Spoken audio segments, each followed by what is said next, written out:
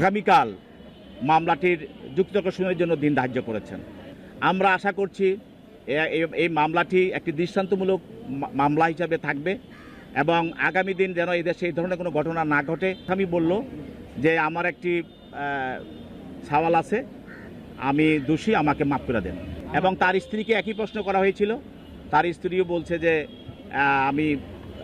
আমাকে মাফ করে দেন, আমি কিছু করিনি, আমাকে মাফ করে দেন।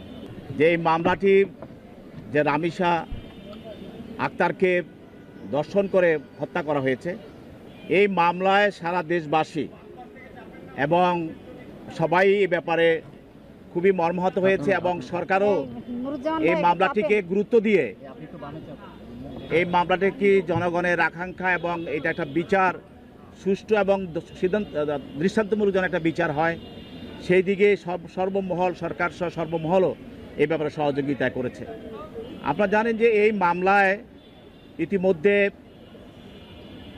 সাক্ষ্য গ্রহণ করা হয়েছে, সাক্ষ্য গ্রহণ করা হয়েছে এবং সেখানে সুষ্ঠু তদন্ত করা হয়েছে।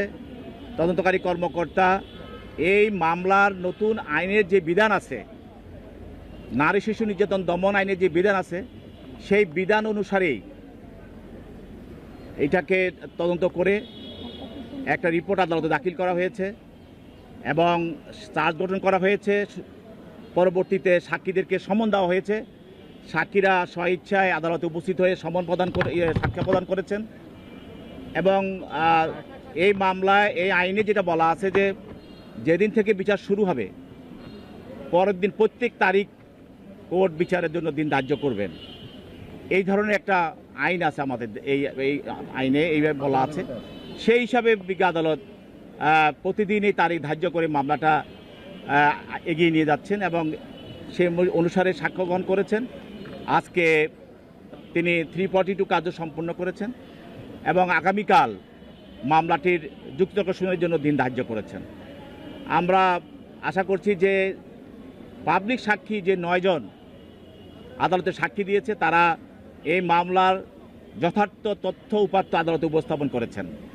তদন্তকারী কর্মকর্তা যে আদালতে সাক্ষ্য দিয়েছেন তিনিও তার তদন্ত সুন্দর এবং সুষ্ঠুভাবে যে তদন্ত করেছেন, যাদেরকে এই ঘটনার সঙ্গে যারা দেখেছেন বা যারা সংশ্লিষ্ট ছিলেন পেয়েছেন সবাইকে এই মামলায় সাক্ষী হিসাবে এনেছেন, আলামত সংগ্রহ করেছেন সে এবং ডাক্তার এবং দোষ স্বীকার করে যিনি আসামি তার স্বীকৃতি জবাবদিহি দিয়েছেন সেই ম্যাজিস্ট্রেট সবাই আদালতে সাক্ষী দিয়ে সেই মামলাটি প্রমাণ করার জন্য তাদের সর্বোচ্চ সহযোগিতা করেছেন।